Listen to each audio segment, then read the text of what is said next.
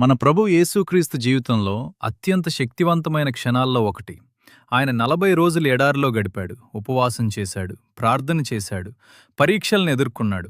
ప్రభు బాప్తిస్మం తీసుకున్న తరువాత పరిశుద్ధాత్మ ఆయనను అరణ్యములోకి నడిపించింది. ఎందుకు? మన బాధలను అర్థం చేసుకునే రక్షకుడు కావడానికి. ప్రభు యేసు 40 రోజులు 40 రాత్రులు ఉపవాసం చేశాడు. ఆయన పూర్ణ దేవుడైన పూర్ణ మనిషి కూడా. కాబట్టి ఆయనకు కూడా ఆకలి వేసింది, అలసట వచ్చింది, ఒంటరితనం అనుభవించాడు. కాని ఆయన తండ్రి దేవునితో ప్రార్థనలో కూర్చున్నాడు. 40 రోజుల తర్వాత మన ప్రభు శారీరకంగా చాలా బలహీనంగా ఉన్నాడు. సరిగ్గా ఆ సమయంలో సాతాను వచ్చాడు. శత్రువు మన బలహీన సమయాల్లోనే దాడి చేస్తాడు. మొదటి పరీక్ష ఆకలి. సాతాను చెప్పాడు, నువ్వు దేవుని కుమారుడవైతే ఈ రాళ్లను రొట్టెలుగా మార్చు. మన ప్రభు 40 రోజులు ఏమీ తినలేదు. ఆయనకి ఎంత ఆకలి వేసి ఉంటుంది. కాని ఆయన దేవుని వాక్యంతో జవాబిచ్చాడు. మనుష్యుడు రొట్టెతో మాత్రమే కాదు, దేవుని వాక్యంతో బ్రతుకుతాడు. భౌతిక అవసరాల కంటే ఆధ్యాత్మిక విషయాలను ముందు పెట్టాడు.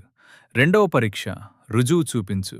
సాతాను ప్రభువుని దేవాలయం శిఖరానికి తీసుకెళ్లాడు. చెప్పాడు, క్రింద దూకు, దేవుడు దేవదూతలను పంపి నిన్ను రక్షిస్తాడు కదా.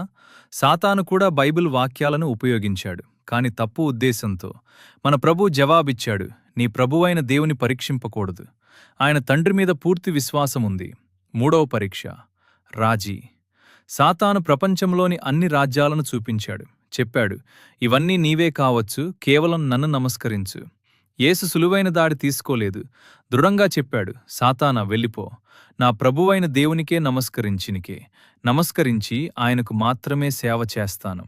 సరైన మార్గాన్నే ఎంచుకున్నాడు మన కోసం. సాతాను ఓడిపోయి వెళ్ళిపోయాడు.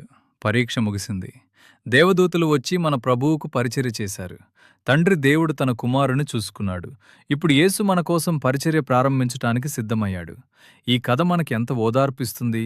మన ప్రభువు మన బాధలను అర్థం చేసుకుంటాడు. ఆయన ఆకలి అనుభవించాడు, పరీక్షలు ఎదుర్కొన్నాడు, కాని పాపం చేయలేదు. ఆయన మనకు మార్గం చూపించాడు. మనం ఏమి నేర్చుకోవాలి? 1. ఉపవాసం మరియు ప్రార్థన మనల్ని బలపరుస్తాయి. 2.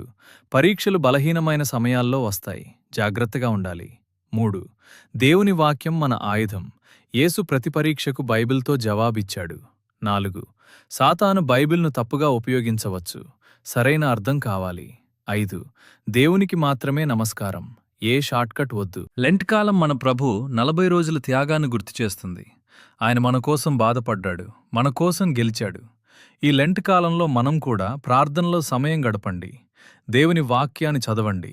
మన ప్రభు మన కోసం చేసిన త్యాగాన్ని జ్ఞాపకం చేసుకుందాం. మన ప్రభు గెలిచాడు, కాబట్టి మనం కూడా గెలవగలం. ఆయన మార్గం చూపించాడు. పరీక్షలు వచ్చినప్పుడు గుర్తుంచుకోండి, మన ప్రభువు కూడా అనుభవించాడు, కాని గెలిచాడు.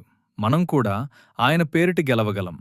ఇలాంటి మరిన్ని స్ఫూర్తిదాయక బైబిల్ కథల కోసం మన బైబిల్ కథలు ఛానల్ సబ్స్క్రైబ్ చేయండి. ఆమెన్.